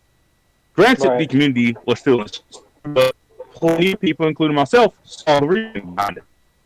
I don't know if you're moving around, but it seems like you're moving and you're like you come in clear, and then it's like you move, and then there's a lag. Is that just me, Hercules, or you hear it too? I hear it too. Yeah, Hmm. you did just. Well, it's still a new headset, so I don't. Oh yeah. So I still need to dig But around. are with you it. are you Wi-Fi'd? You might be Wi-Fi'd as why. Yeah, I'm Wi-Fi. Yeah. Got you. My new computer don't seem to function properly, so I have to use my phone for this. Yeah. Yo, just make sure you download it on your PC though. This because it does work really good on the background. It uses very little resources, man. I promise you. Right. It's amazing. I actually would like Discord on PlayStation. They should. Like, could you imagine? if- Discord is always just one of them quality of life things that people always want, and I understand it. To Like, be honest, it's very useful. I would buy it on the PlayStation Store. They could sell it, and I would buy it. That's the thing. Like, they don't get it. Like, what? I mean, would I spend like $30, $40? No, but would I spend like $5 or $10 on it to have it so I could talk to PC players while I'm playing the game with the PC Especially on Final players? Fantasy, that comes Right, right. That's what I'm saying. I would pay for it. Or what's up? Yeah, that's the way to go.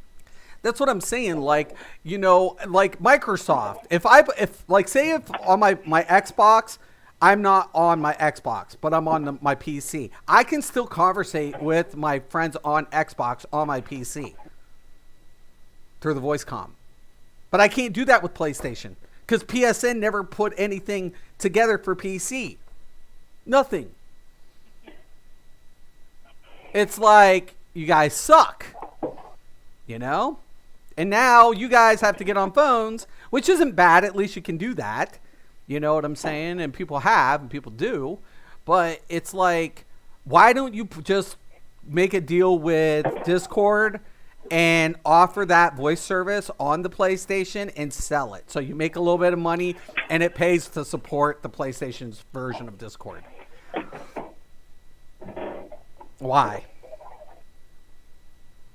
I mean, do people they're putting Discord on Nintendo Switch, so people can't say like, yeah, it's going on Nintendo Switch. That is pretty nice. But this is my point. Like all the coding, like there's aspects of coding that, but like I always loved it when people talk about like coding, and I'm like, well, there's a difference between conversion coding, like going from like C++ to mechanical, or Java, or whatever else have you, depending on the language.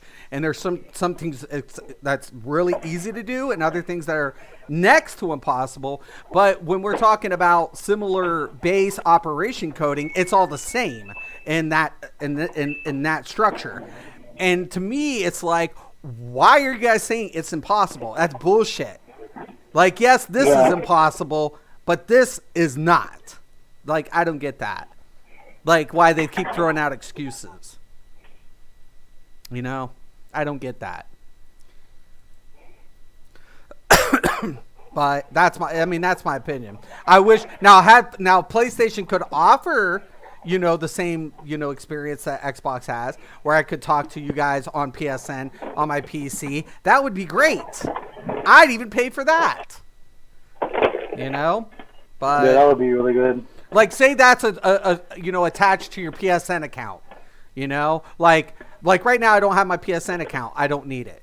But let's say if that feature, like you could access your chat via mobile or via, PC, by logging in your PSN account, as long as it's active, you can access your voice comm. Would you continue to carry your PSN account? It depends, but I would do it. Right. Yeah, I can see it. So that's what I'm saying. Like, they don't think logically. Like, to me, that's just like dumb business. It's like, it's like, oh, god dang it, man. Anyways, I got to get going, guys. Fiora, always a pleasure. Hercules, we definitely got to get together and all play sometime, especially when Shadowbringers. I mean, Yeah, everybody have to. tune in. 9 o'clock tonight, Square Enix, major announcements. Even if you're not a Final Fantasy 14 player, let's be honest. Square Enix has got some titles coming. They got, Avengers, like you mentioned, Avengers game coming out. That's looking pretty good. We know they're going to talk about Final Fantasy VII Remake. We know that they're going to be talking about Final Fantasy 14, but there are a lot of things we don't know, man. And they do make other games that aren't weeb games. Like, I love it when everybody's like, oh, you're a weeb. And I'm like, shut the fuck up. Yes, I do like anime, but that doesn't make me a but weeb. they. Right, but it's just like, you know what? But to be honest with you, one of the things I still love about this game also is how my character design looks. And all of the glamour. I wish the glamour was better. I hate being limited to my dresser, right? But I love how my characters look in their outfits. Like, love the armor designs. The armor and like when I see a female walking, or even let's say a dude, there's like unisex outfits here that are appealing to, those type of people. There's feminine clothing for the guys who like more feminine type, attire. There's masculine type attire for masculine individuals. There's very appealing, very sensual attire for some of the females. Actually, I feel like some of that attire is a little bit even very risky. I was like, that's showing a lot of detail. Like that skirt is really short, and that chest piece is very low cut. So, but that's what I like. There's a lot of customization to character design. Like right here, like my dude looks like my healer attire looks very like bardish, but it just, I like this look. The high boots, the gloves, it reminds me of someone very bardy, very I like it. I like this look a lot. But that's what I'm saying. It's very customizable. A lot of things. Like some of the mounts though I don't like. Some mounts look very like some of the old mounts. The horse design looks ugh. But then you get some of them don't look good. Oh, some of them don't look good at all. But then when you see some of the flying mounts, you're like, oh my god, that is amazing looking. Like there's such a difference between like Heaven's Ward Stormblood graphics and ARR. And given the fact that I believe I heard that Shadowbringers is going to have a 4K render to it, imagine that. The eye candy in this game in 4K. Oh wow! Oh That'd be awesome. my god! Oh my god! You out, Mark? You take care, brother. Yeah, like I don't have a 4K TV. Like my computer has 4K capability, but my daughter's even has 4K capability. Now the one upstairs also is 4K. But like none of my consoles are 4K. Like I'm like, why am I going to buy anything 4K when I don't have 4K televisions? So because some of us is pow, I tell you. Anyways, I'm going to get going, guys. But please tune into Square Enix E3 conference tonight, 9 o'clock Eastern Standard Time or 6 p.m. Pacific Standard Time. I guarantee you guys, Square's going to, they're closing it out, and I think they're going to have some tricks up their sleeves. And to be honest with you, a lot of disappointments this year at E3, but some really cool announcements, especially Keanu Reeves. Did you guys see Keanu yesterday? On Yeah, E3? well, that cyberpunk thing. Right? Yeah, I've seen that. Dude, sick.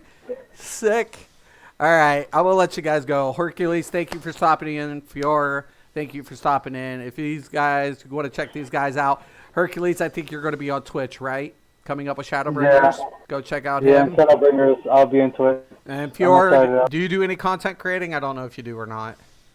I actually do not. Okay. But, just be friendly, love each other. Hercules, he's definitely going to be on some Twitch. He's going to be doing a lot of tank mechanics in the beginning. And, once again, It's about communication. It's all what it is. To have a good experience, one, you just need to open their mouth, be respectful, and you guys can have a great time. So, as always, I'm Mystic Raven. This is Mystics MMOs. As always, I just said that. Have a nice day.